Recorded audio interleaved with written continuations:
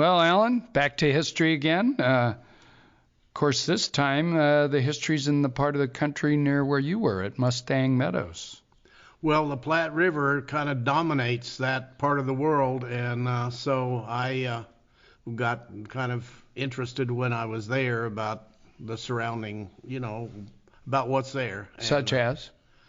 Well, the ranches and how they work together, and then, the grazing, the grazing. And when you were flying, because you were flying back and forth, right? Yeah. And you were in Nebraska and South Dakota and, of course, Arizona still. What did you see the Oregon Trail? Is that what you were telling me? Could you actually see it from the air? Yeah, you can see marks of it from the air that I'm sure from on the ground walking you wouldn't see, but the old parts of the old trail are still there. And the only reason I knew to look was the Butterfield Trail here in southern Arizona has some marks that you can't see on the ground, but when you fly over it, you can see it pretty plainly. Okay. So, well, the Butterfield stage that was Twin Peaks, right out front. Yeah. And either in Rattlesnake Pass or the pass north, it's a little debated. Most people think it was in Rattlesnake Pass. They had a big stage robbery, and they got 50,000 in silver, which is worth a bit more today. Yeah. Anyway, we've got award-winning author and journalist Janelle Molony. She's a member, as you are, and I am, Alan, member of the Western Writers of America, Oregon, also the Oregon-California Trails Association, and she's a verified descendant of the Rousseau family and the publisher of the incredible story, the 1864 Diary of Mrs. Sarah Jane Rousseau, and that's been done by M Press Publishing in 2023. And, of course, as you probably remember, Alan, a lot of our family, most of our family, we're the Arizona Outcasts, live in Wyoming, and she hosts the Wyoming Historical Society's YouTube series, Women of Wyoming, Then and Now, and knowing Wyoming, that's going to be an awfully good show.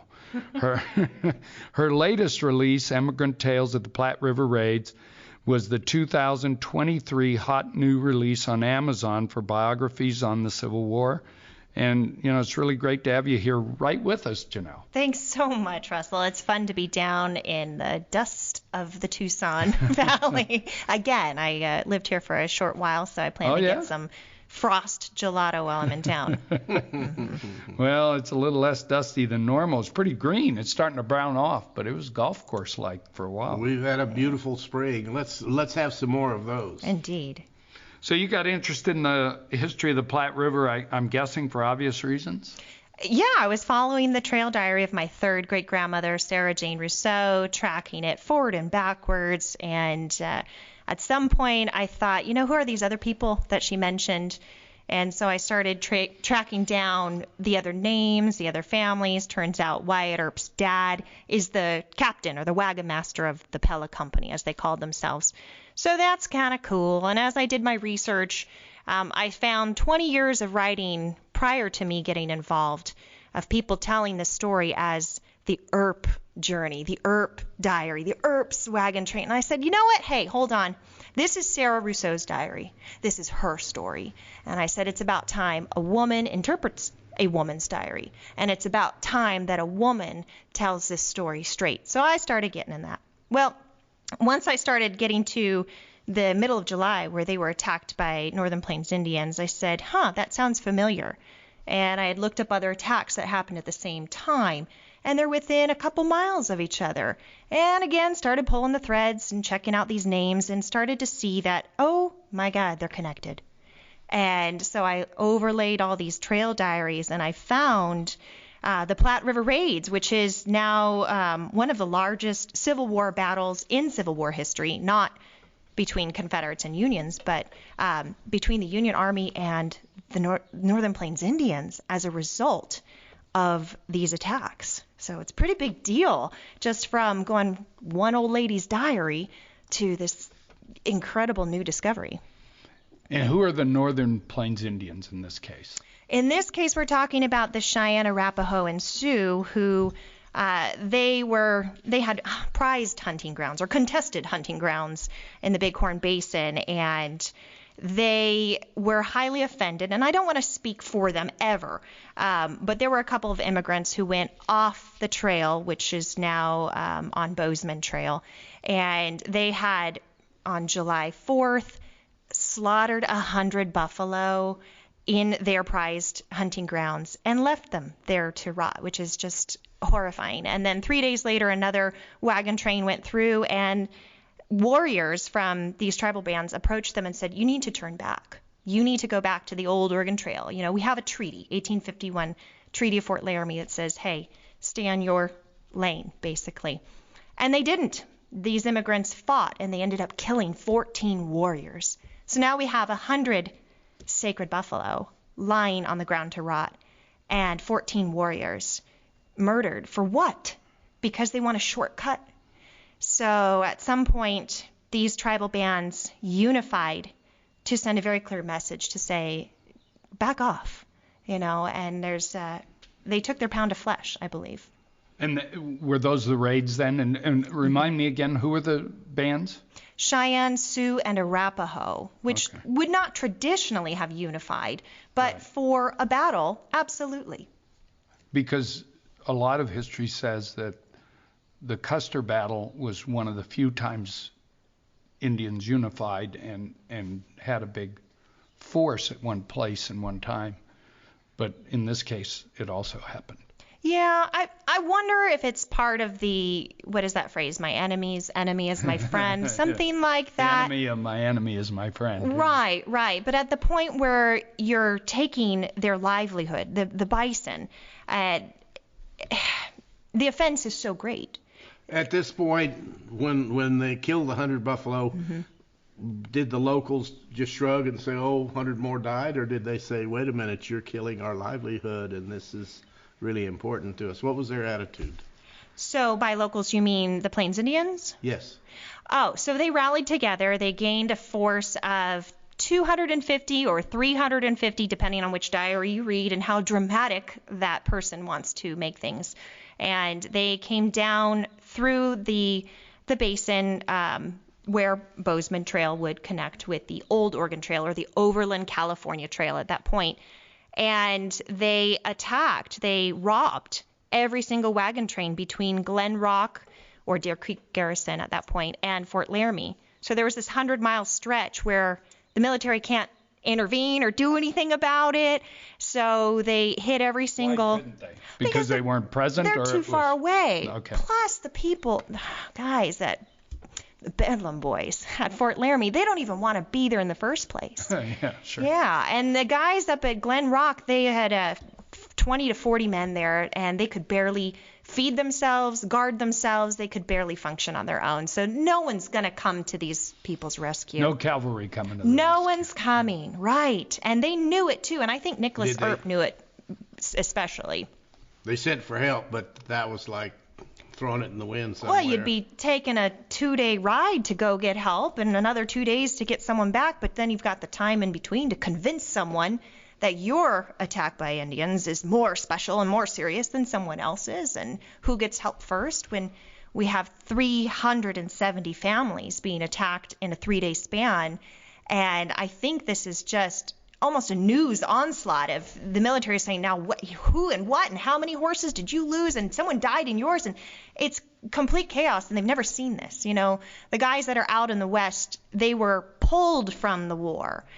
Some of them are turncoats, and some of them were sent out there because they're dysfunctional and they're not going to be good on an actual battlefield. So they don't have good stock to deal with this kind of an immense report of danger. So what are they going to do? In fact, there was an early regiment that was sent from Fort Laramie that they had heard about it, and they sent their guys up, and within 20 miles of leaving Fort Laramie, their cavalry were robbed as well. So they became an infantry. So I kind of have to give it to the Northern Plains Indians on this one.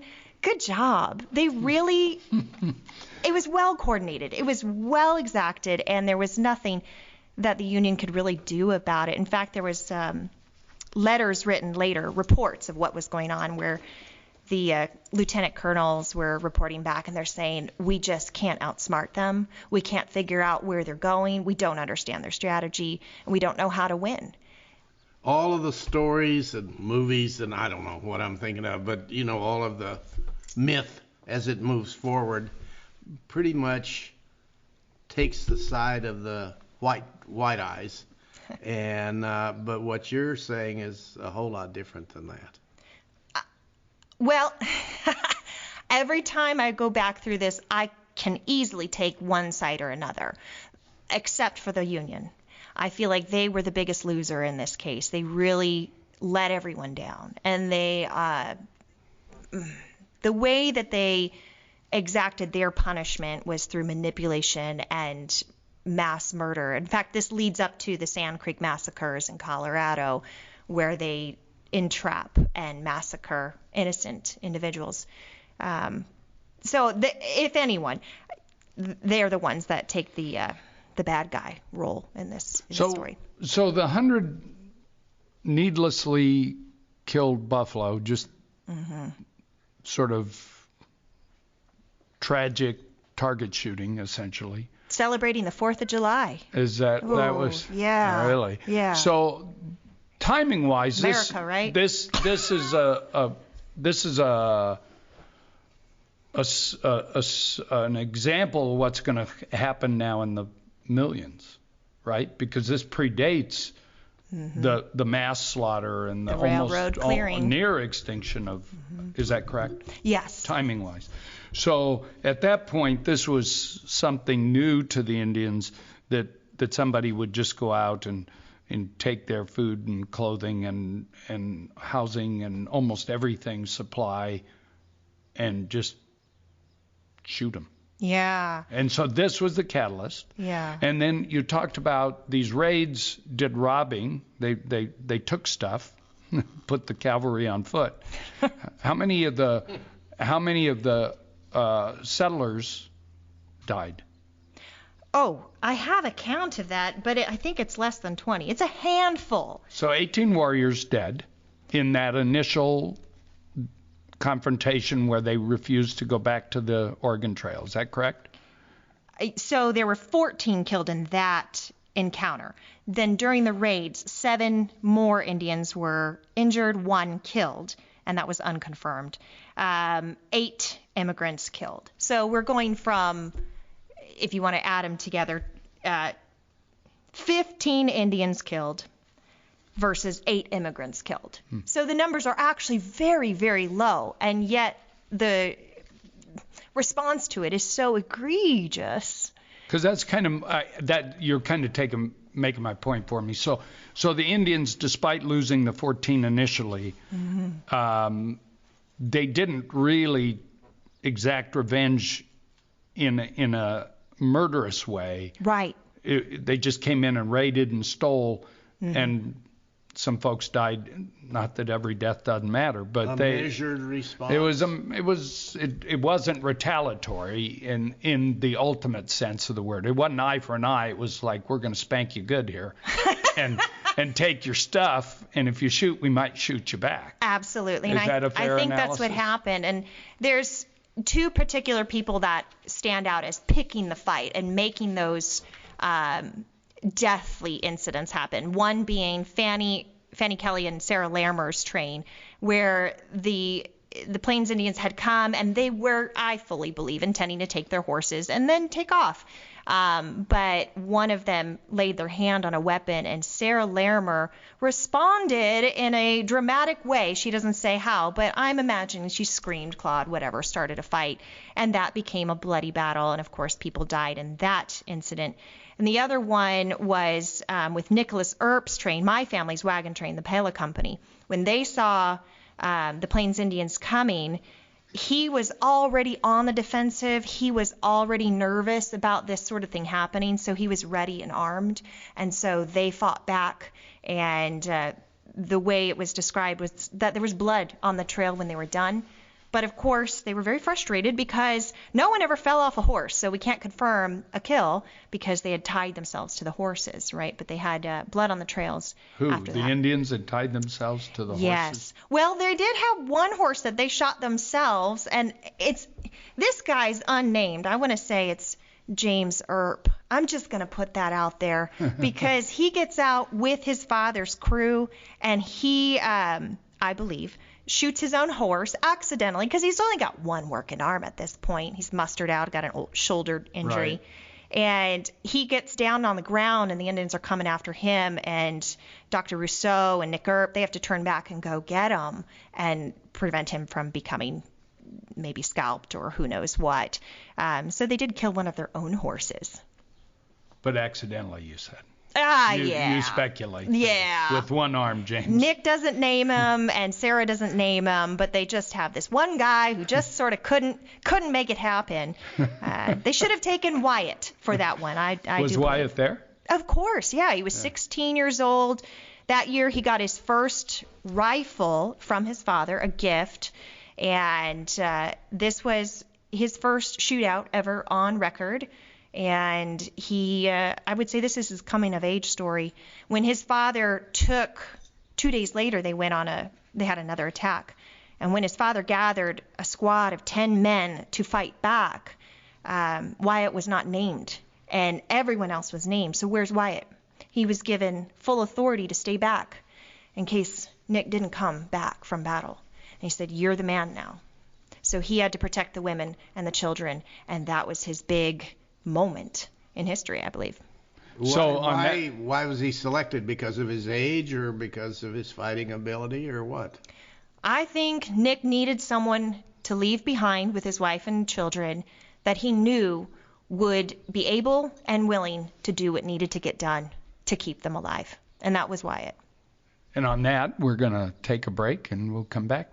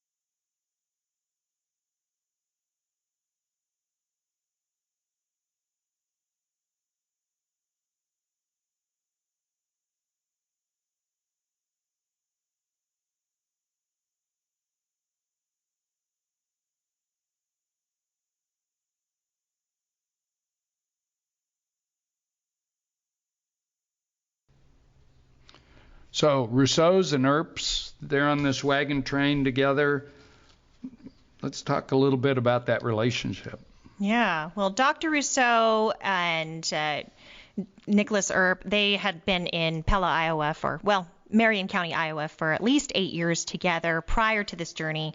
They went to the same Methodist Episcopalian church. The men worked together and saw each other in their county work, so they had existing relationships prior to this journey.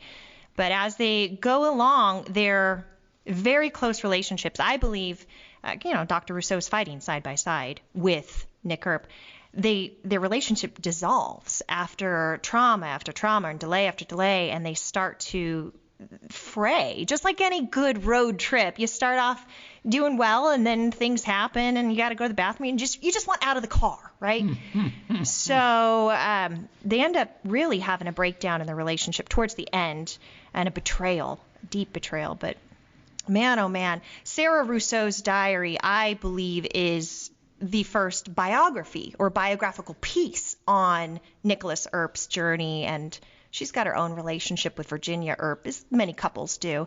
So she really preserves that perspective on them as family friends.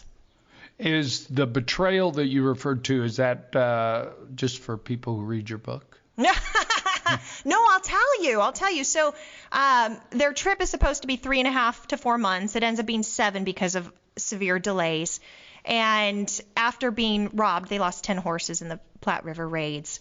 They are in Barstow, California, about to cross the Mojave Desert for the second or third time, and the Rousseau's horses just can't pull anymore, and they're asking for help. They have no food left. As she remarks at some point, she only has rice and sugar, and so that's what they're going to eat. And she's in a wheelchair. She can't do anything, guys. And so when the Earps roll by, they're like, hey, we need help. We need food. We need to trade horses. We need to do something. Or, Dr. Rousseau says, take my wife. Take my wife. Finally, go to San Bernardino, and I'll figure out how to survive. And they roll past. They say, ooh, well, we would, but our horses are tired too. Our wagon's full. We got to think about ourselves. And they leave them. And the funny thing about that is the horses they have on that wagon are Dr. Rousseau's horses that he loaned them for this trip. So the betrayal is double at that point. He says, I'm going to get a writ. I'm going to get my stuff back, and we're going to. So everything ends very poorly. That's how that one ends. And it kind of dwindles down to everybody hating everybody. Oh, yeah. You go your way, I go my way. The Rousseaus end up becoming pioneers in San Bernardino, and the Earps 10 miles further in Redlands. They cannot keep it together. No. So the wagon train broke down, and the Rousseaus somehow, despite tired horses and rice and sugar as the only food, made it in. Yeah. Did someone else help them, or they just persevered? Oh,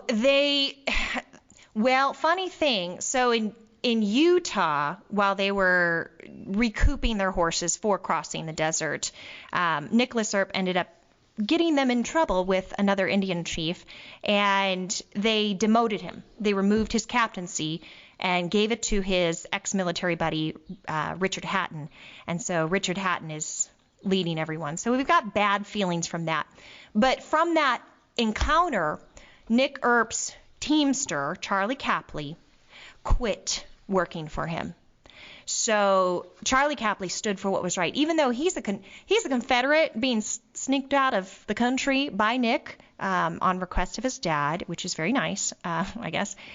So his own teamster turns back and goes to help the Rousseaus. His own teamster, he's saving this kid's life, stands up for what's right and goes back and goes to get horses and food and to protect the Rousseaus and bring them into San Bernardino. So he's really, the underdog, the secret hero? Wow. And he gets all that done. He does, yeah. Good kid, yeah. So I assume that was the end of the Rousseau Earp, or did the Rousseaus file a writ and go at him? Or did they just sort of... I don't know that they did file the writ. They did have some for other events that occurred along the trail. So they were litigious people, if they could be. Really? Keeping everything above board. We're not going to handle it the old West way. We're not going to use a tree to settle things. We'll use the paper instead. Yeah. But if we back that up, there was an encounter prior to all of this, right after the Platte River Raids. So Nick Earp is shaken, right? And he's just fought for his family 2 times, which is really unique because everyone gets attacked once, and yet his train gets attacked twice. So after the second time, they pass Glen Rock, and they are trying to go out on their own, and Nick Earp is screaming up a hill, and Dr. Rousseau's downhill watering the horses, and he says, oh my gosh, what's going on? I got to figure out what's wrong with Nick. And so he rushes up to find out what's wrong with Nick, and Nick is running around like a chicken with his head cut off. And he says, there's 15 Indians and they're surrounding me. And it's like a delusion, and he's terrified that they're going to kill me, they're going to kill me. And Dr. Rousseau brings him back, and he reports back there was only 3 Indians. They had nothing to do with anything. No one's hurting him, harming him, nothing. And then Virginia Earp has to calm her husband down. But we start to see through Sarah Rousseau's diary, we get to see Nick Earp falling apart, just losing his mind, and he becomes aggressive. He starts drinking some more until they get to Utah, and then of course they start to pretend to be Mormons, and that means no more drinking or smoking for him. And Nicholas Earp, when they settled in Redlands. Mm-hmm. Did he regain his sanity, or was this something that sort of lingered for him? Well, I'm not the right person to ask about what came next for Nick. I would defer to my colleague, or my uncle Nick Cataldo, who is the California Earp family expert. Got it. And my pseudo-adopted uncle in that case, my mentor. So the stress of both the travel, which is enough stress anyway, and then 2 attacks by the Indians. Would you call that PTSD in today's jargon? Absolutely. Yeah. And there's evidence of it in so many of the wagon trains. In fact, I did deep genealogical research on the families before and after their experiences. And one train, the Granger train, who's on the south, I call it the South Bank Trail. I'm just really simplifying things. So they're on the south side of the river.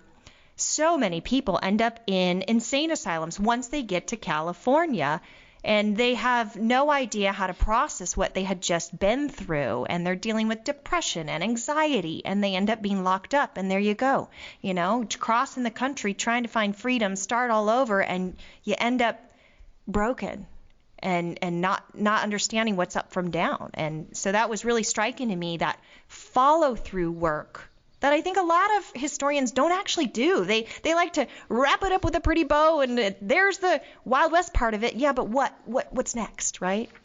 And that really struck me. And maybe part of that is Nick's wandering that eventually happens. And he never wanted to end up in Southern California. He wanted to end up in where there's gold and central, and that just, and plus his boys are all going to spread out and go their own ways, and there's nothing left for him. His wife dies. What's left for Nick, But the Rousseaus weren't there for him at the end. They had, the families really, that journey broke them. Yeah. And remind me, the Dr. and Mrs. Rousseau to you, the relation, the third great grandparents, right?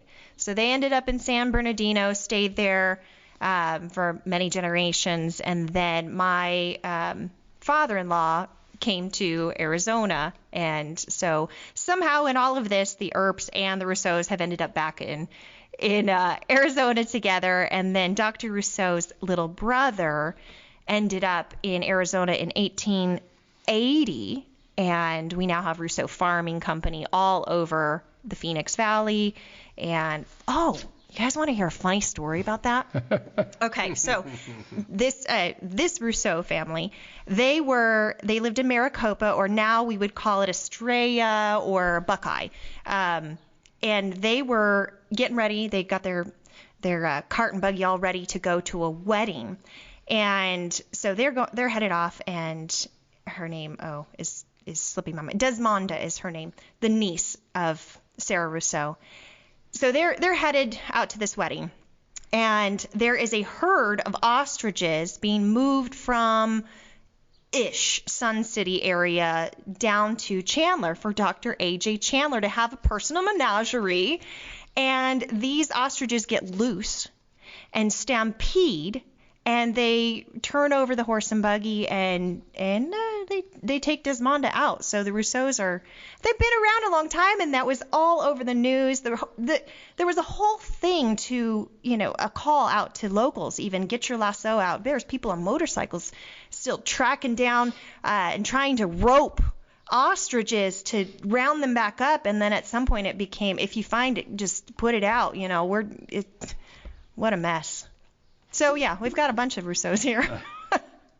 Well, everybody should come to Arizona eventually. Mm-hmm. And try farming Rousseaus. Yeah. They've got a great farmers market out towards Sun City every Saturday. Yeah, big thing. So in your preface of the book, you talk about that there's no perspectives from the Plains Indians, and you explain that. Mm-hmm. There is one family from the Sioux tribe that you do feature, and just talk about that from the Indians' perspective. Well, so I want to be very careful, because I don't want to say I'm going to write a story on the Civil War and write on the black slave experience. That would be, what am I doing? No. So I'm not going to do that. But there was a particular person, Chief Bill Grass.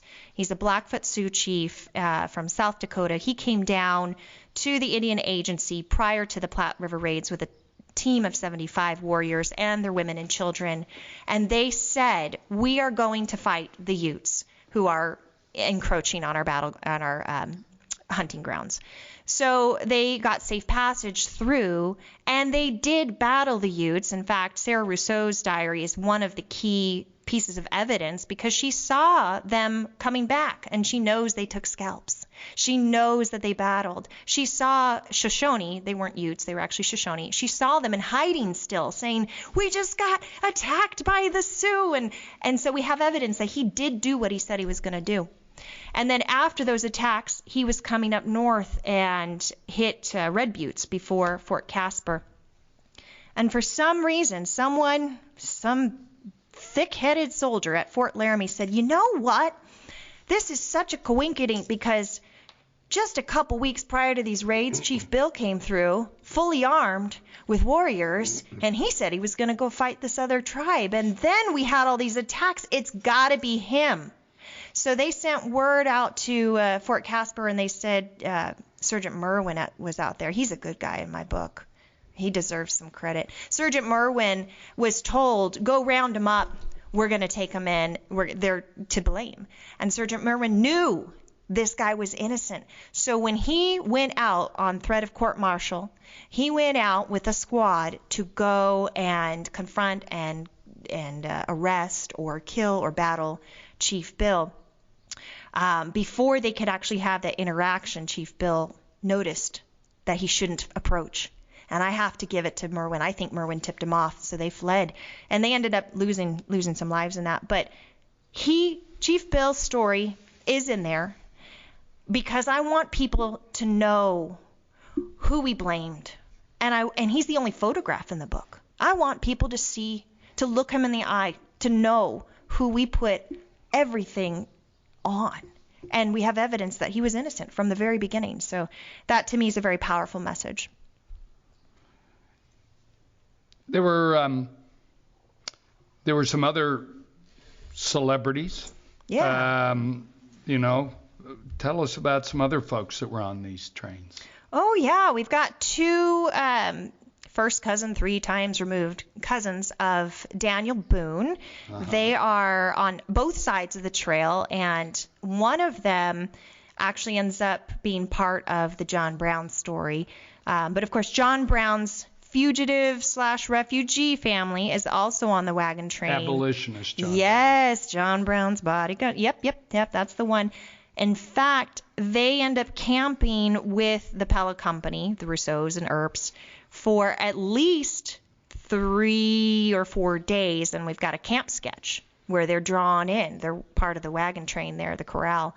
So they're there, and Johnny Ringo's also there. Everyone wants to hear that, especially down here in Tucson, Tombstone. Sure we do. Yeah, we love our Tombstone. He shows up late, of course, Johnny come lately, right? He shows up after the raids, and he is 14, and he sees the wagons burned down. He sees the fresh graves, and so his coming of age is based on significant trauma and loss, whereas Wyatt Earp's is fitting those boots, pick up that weapon and fight. One becomes a soldier and one becomes an orphan in this event. So we got the two of them having their big debut, same summer, same place. Whew, what a story, right? Well, I think, we can't leave this without talking about how did it feel to be I understand, the first person to discover and tell these Platte River Raid stories? Oh, my gosh. Well, I'm not the first. There are 370 family accounts that I would say they are the first. They get to claim that. But being the first to put it together feels incredible. And it was a uphill climb, I will say, when I was starting my early research and starting to see, hey, these add up. I consulted with some experts. I don't know what now I can't use that word because no. And they told me, I think you're interpreting this wrong. I've never heard of this before. No one can Google what I've found yet. There's no Wikipedia page for it.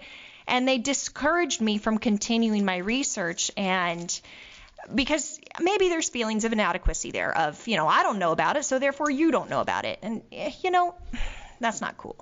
So, but I'm diligent and I'm persistent and I followed through, and now it's not a discussion between me and any other historian. It's 370 first-person accounts. And these are diaries along the lines letters of your that have been published. Yes, absolutely. And if you want to pick a bone, you pick it with the people that were there. Is it really difficult to bring the various individual stories Especially closer that to many, huh? Yeah, that many, closer to a one that fits all kind of thing? It was a challenge. It was a big headache. I think the biggest part was mapping it out, and mapping it in a way that a non-Oregon Trail historian can understand. And I did that specifically because I worked with 35 descendants of the 70 wagon trains, and there were complaints. I don't understand the technicalities, and I don't understand what creek they're on, and this and that. So we really boiled it down to North Side Trail, South Side Trail, and there's 10 main locations, and instead of being on a certain creek, they're between these two big points. And I really simplified the material. So once that happened, it became easier for me, actually, to get into it. So, yeah, it was tough at first, but this book is easy enough to read if you don't know anything about the Oregon Trail. You don't know anything about the Sioux Wars or even the Civil War. History has been made accessible. You've got some shots here of a drawing, and talk about that real quick before we finish up with the books. For sure. One of the latest discoveries was that in the back cover, in the pages that line the back cover of Sarah Rousseau's diary, is a Camp Corral sketch from Glendo, Wyoming. And it has been dated, per her writing, 2 days prior to the Platte River Raids, where they're camped with the family of John Brown, and they're protecting them. And they have a good relationship. They're friendly to each other. And so the news has just gotten out about that. That took extra time to really pinpoint that theory, and I had boots on the ground help from people who live there who took these pictures and went around and said, oh, yeah, that's in my backyard. And so that research has just also been published, and news releases are going out right now. So cutting edge info on. So let's just review, because we're out of time. The 1864 diary of Mrs. Sarah Jane Rousseau just came out really year-ish ago. Is that essentially a reproduction of the actual diary? A transcription, right? Transcription. And, yes, and it is grammatically terrible, and spelling is weird, and I really did leave it just as. I did not want to mess with her words at all. That's cool. And you left the odd spellings? Oh yeah, they're good. Yeah. If you don't know how to spell, it's a pretty good guess. Yeah, good. And the newest, the I guess slightly newer book, Emigrant Tales of the Platte River Raids, that's available. Right. You can get either, and I assume anywhere you get books. Yep, anywhere you can get books, and also audiobooks just came out through Google Play, and unfortunately the audiobooks don't include pictures and maps and such, but they don't include the full letters that are transcribed in the appendix. They don't include the footnotes that go one step beyond, but it's just different listening to it because you're hearing the different voices speak for themselves, and the impact is different. Oh, I recommend doing the audiobook and the print book. Sounds like a good idea. We love those audiobooks if you when like we to get drive. Confused. Yeah. Well, I live there, so I live in the land of confusion and disorganization. So, and then we want to talk about, as a Wyoming family, as we see ourselves out here as the Arizona outcasts, women of Wyoming then and now. And that's a YouTube series.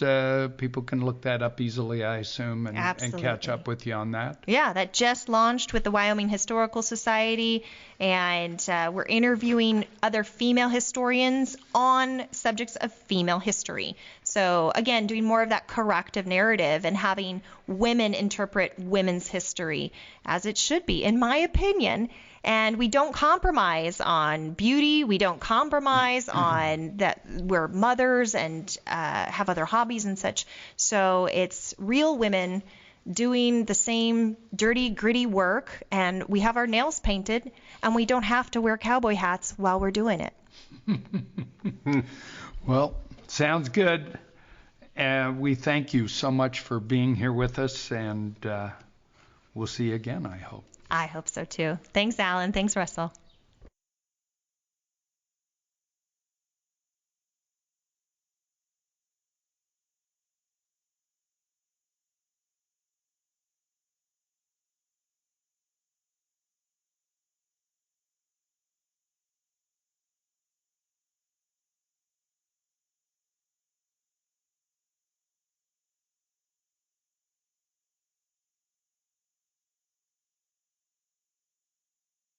The general question with these new ideas, different slant on an event that we've been talking about to quite an extent.